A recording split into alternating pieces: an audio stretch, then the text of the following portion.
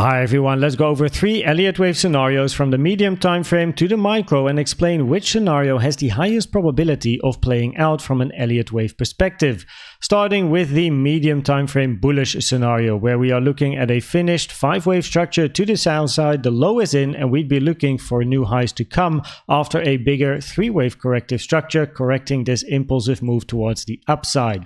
In this scenario, you can see that price now created a double bottom at around 24.8k, which is always a big magnet for price, so that lowers the probabilities, but also we know that this low over here on some other exchanges has actually been taken, and there is a high probability that then other exchanges like the Coinbase chart that I use over here that has not yet taken this low will eventually take the same high or the same low in this case to align the different charts, and that is a very high probability, which lowers the probabilities for this particular scenario. However, that is not necessarily Elliott Wave related, and if we do look at Elliott Waves, we have to look at this move over here, because the low of 5 is now at this pivot and not this pivot. And of course, there is a reason, because after 5 you now want to see a wave 1, 2 and continuation. If this is the low of a wave 5, you don't want to see this low being taken. That is not allowed, because a wave 2 is not allowed to drop below the low of a wave 1. If I then go to the final count over here in this wave 5, so this is the high of 4, looking then for this wave 5 to the downside. For now then more highs to come, then this is the count to look for: 1, 2, 3, 4, 5. The problem in this particular scenario is that wave 4 is about 10 times longer than wave 2, which is extremely rare. Usually like the maximum is about 3 to 4 times, let's say, and everything more is very uncommon.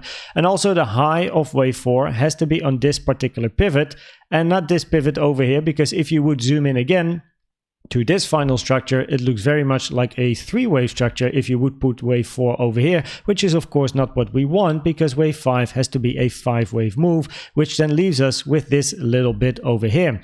So this is not great, and also the problem becomes, if we zoom into lower time frames, we have a little range over here, and then the question is, well, what is this?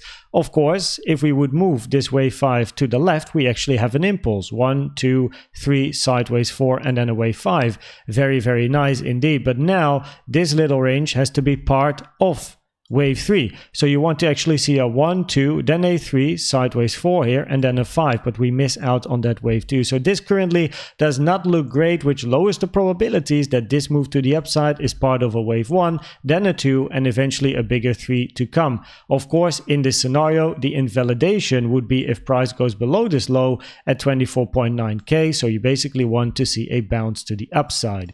If we go to the second scenario, the medium time frame impulsive scenario, as I call it, we are still looking for a wave 5 to the downside. So instead of wave 5 being in, we're now looking for this move to the downside over here, where the high of 4 is in. We're looking for a 5 to the downside here, and then again a bigger 3-wave structure. Now the double bottom of course is still alive, but in this particular scenario we will take the double bottom and go to lower prices, where an interesting area is this blue box over here between 21.8k and 22.6k. That is for me the first area of support if price is going to take this double bottom and starts to close candles over here. Now what is interesting about this particular scenario is this wave 4. So what you can see is that this wave 4 retraced with the first move to the upside to the 0.5, taken from the high of 2 to the low of 3, which is a common target or for a wave 4, and also the maximum target for a wave 4. So you don't really want to see the wave 4 coming back here. Now in this scenario, you also see that the wave 2 retraced to the 382, rare target for 2, more common for a wave B, but we'll get there in a second. So in this particular scenario, this high over here, that's the high you want to have as a high for your wave 4, for then a 5 to the downside. Okay, that's solid. Now if we then zoom in to this particular scenario, then this is the count to look for to have this as an ending wave 4. We have a W over here in a zigzag, then we have a wave X, and then eventually a 3-wave structure in a wave Y, which is a flat. A very nice double sideways combo where W is a zigzag, Y is a flat. That's what you want, because in a sideways double combo, W and Y are not allowed to have the same structure. The problem here mainly is this wave X, as this looks very impulsive to the downside, like a 5-wave move, but wave X has to be a 3-wave structure, another 5-wave structure. Now it is most common for a wave X to be a zigzag structure. And if we zoom in to the lower time frames, could this potentially be a zigzag on the lower time frame? Well, there is always, of course, that idea where you could have over here a 5-wave move to the downside, a correction, and then another 5-wave move over here, right? Where this is then the low for your wave X. The problem then is that we had a new low in the making. So for this wave A, which has to be a 3-wave structure, you could have this then as, for example, a flat. But in a flat, especially an expanding flat, where if this is the end of X and this is the first structure of your wave A, right? Because your wave A has to be a 3-wave move. So then it's like a 1, 2, and then a 3-wave structure. So the first structure of wave A is then an expanding flat. But the problem here with an expanding flat is that this high or these highs did not take this high on the left. So if I put a line over here, you can see that this high has not been taken, which is extremely rare, because then we're talking about a running flat if this high doesn't get taken, which is very, very, very uncommon and therefore also very low probability. So that's not what you want to see, which then also lowers the probabilities of this particular scenario. Now, if this wave C over here is in and therefore wave Y is in, I mean, for a expanding flat scenario ABC, it does look pretty nice. I mean, it hit the 1.618, which is a common target for a C. It's just a problem for X, which isn't great. But if we would potentially look for Y to be in and we look to the downside, well, in a impulse to the downside, as I've just shown on the medium time frame, 4 is in, looking for 5, you want to see impulsive structures on the lower time frame. So if I go to the micro, we switch to the 1 hour over here, you want to see an impulse, right? So we then have wave 1, 2, 3, 4, 5. Looks good, right, from a first point of view. The problem here is, however, the length again of this wave 4. Now, wave 2 retraced to the golden pocket, taken from the high of 1 to the low of 1. Wave 4 retraced to the 382, taken from the high of 2 to the low of 3, which is fine. That's a common target for a wave 4.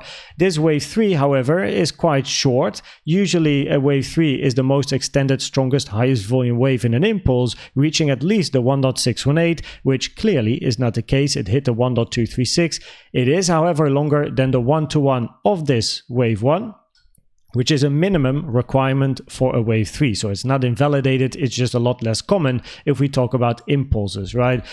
The problem, as mentioned, is the length of this wave 4. Look how short this wave 2 is in then a 5-wave move. 2 is very, very short. 4 over here is extremely long. And the length of this wave 4 compared to this wave 2 in combination with this wave 3 being very short for an impulse lowers the probabilities that this is actually the correct scenario.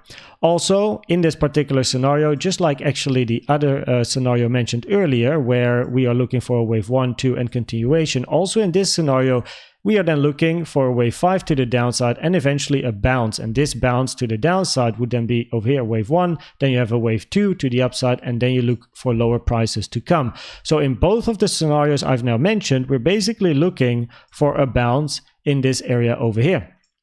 If we then look at the final medium time frame scenario over here, then we are looking for a WXY scenario. So we have a wave W, wave X, and a wave Y. And now the end of this impulse to the upside is this pivot, not this one over here. Now, if you want to know more about the difference between these two and how this range is then counted in detail, check out the macro and high time frame video I've uploaded yesterday, Sunday, 7 p.m. Central European time. It's in the playlist on my YouTube channel. So in this particular scenario, we are looking for a 3-wave structure in W in an ABC, 382 retracement, higher probability for a wave B. Then for wave X, the 382 has been hit, usually a minimum target for a wave X. So that is nice. Of course, it can go higher, but at least the 382 is hit, so that's good. And we do then be looking for a Y to the downside. Now, wave X can be very lengthy. Of course, wave W over here was quite long in time, so wave X can also take a lot longer still. And what is nice, and what's something I'm keeping an eye on, is a double zigzag potential, meaning a zigzag in wave W, then X, and a zigzag in Y. Now, in a sideways dumbbell combo, a W and wave Y have to be different structures. So if W is a zigzag, wave Y has to be a flat or a triangle. But in a sharp double zigzag scenario, wave W and Y are the same structure. What you do want to see, preferably in a double zigzag, is this trend line broken, taken from the high over here to the high of B. And what I think is nice is for this trend line to eventually be broken, which also leads to a fake out for the breakout traders, right? And then eventually continue our way towards the downside. So preferably, we're going to continue ranging, eventually break the trend line, and then move down in this particular scenario. What is also nice in this scenario, in combination, by the way, with the target area for this wave Y, sitting at the moment between 21.7K and 20K, is this volume profile over here. You can see the value area high of this volume profile has been touched twice, which, of course, the more often you test support, the weaker it becomes. It increases the probabilities that if price comes down once more, we go towards the point of control and then the value area low. Very interesting indeed, and the value area low is very close to that target area for a wave Y. And if we look at the support areas, here's the support mentioned earlier, but inside the wave Y, there's actually another one over here, or inside the target area, between 20.2K and 20.6K. Now, if we zoom in to the scenario of wave X that I'm keeping an eye on at the moment, I'm looking for a potential triangle. Now, there's also a potential WXY scenario going on here, but for now, let's take it with the triangle, where we're then looking for zigzags in all of the waves, preferably. So we have A, B, C, D, E. 4 out of 5 waves have to be a zigzag, and if one wave is complex, tends to be C, D, or E, it tends to be a double or triple zigzag, or wave E can also be a triangle, D and E as well, D and C as well, but if one becomes a triangle, it's usually wave E, but that's low probabilities. So wave A, zigzag, B, zigzag, and then we have C, zigzag. And then for D over here on the lower time frames, we have potentially a double zigzag going on. Now, an area of interest for D is the golden pocket to the 786 for then a bounce. And you start to see a trend here, right? That in these different scenarios, we're basically looking for a bounce in this area. And then depending on the bounce that we get in this area, we can continue to look for our plan. In this scenario, we're looking for a 3-wave zigzag in a wave E for then a move to the downside. In the very bullish scenario, this is the low, this is a 1, 2, and you expect continuation in a wave 3. And in the more impulsive scenario, where this is the high of 4, and we over here are looking for an impulse to the downside in 5, you're looking for a 1, 2, and then eventually a bigger 3 to the downside. So in most of these scenarios, or actually in all, we're basically looking for a bounce inside this area. Of course, you always want proof of support. Price can always do this, right? We can never be prepared for everything, but it's all about probabilities. No? So in this scenario, we're looking at least for a potential triangle. Support for D is between, most commonly, the golden pocket 786, which is between 25.9K and 25.4K. Now on the micro for this wave D, we can then be looking for a potential double zigzag over here, zigzag in wave W, horizontal, very shallow wave X reaching the 0.3, which is a minimum target for a wave X in a double zigzag. And then we'd be looking for a double zigzag in a wave Y to the downside, where the first potential target, the 0.618, has been hit over here, but I've removed it for a reason that I will talk to you about in a second, because for me the probabilities are higher. We still go down at least once more. This blue target box is interesting for potential support between 25.7, 25.9. The first resistance to the upside, by the way, this box 26.5, 26.6, as well as this wide support resistance area on the higher time frame 26.2, 26.3. But also for wave Y to the downside, the 1 to the 1.236 is still interesting. It is below this box, so that is not ideal, but we do have a gap over here for support, and of course this big support area, which if you draw it to the right side is inside this area as well. So we do have some support below where price is now. More locally, what I think is interesting is this volume profile that you can put on your chart from the beginning over here, the 18th of August, till where we are right now. And well, actually a while ago, I was talking about this range, or a while ago, it's like a few days ago really, I was talking about this volume profile over here. The value area high was tested, and I mentioned so far price hasn't managed to get above the wide line, which was this line over here at 26.8K basically, and that for me was a sign for potentially lower prices. As long as price is not hitting that line, I was expecting more downside. Now I pulled this volume profile range and it retested the value area high. If we start to change market structure and get some volume, the point of control is the next area of interest around 26K.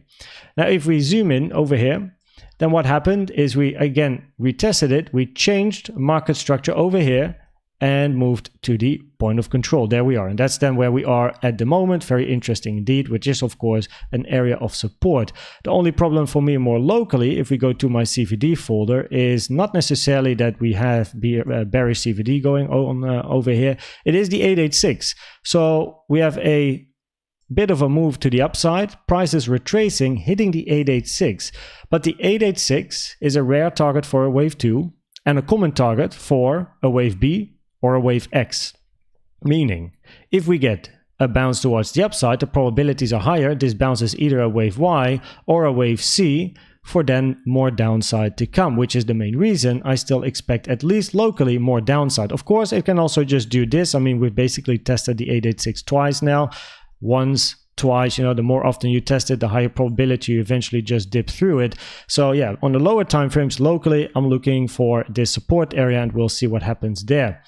Now, if we then finally look at the probabilities of this bit of a longer video, but I wanted to explain some stuff clearly, then on the medium time frame, we are looking for the more bearish scenario, which is this one over here. For me, currently the highest probability scenario, where we are looking for that wave Y to the downside in a potential double zigzag, where preferably we're going to break this trend line first, before then eventually continuation towards the downside. On the lower time frame, I'm looking for this triangle over here, or a potential WXY, which I don't have on my chart. It's still an idea, but at least looking for this range to continue just a little longer, and then we take it from there. And on the micro, as explained, I still expect a bit more downside, but eventually expecting a bit of a bounce to the upside. I hope this video was helpful or valuable to you. Please check out the most recent educational video I've made about the best trading indicator you can use. And for now, thanks for watching and subscribing, and I'd like to see you at the next one. Bye bye.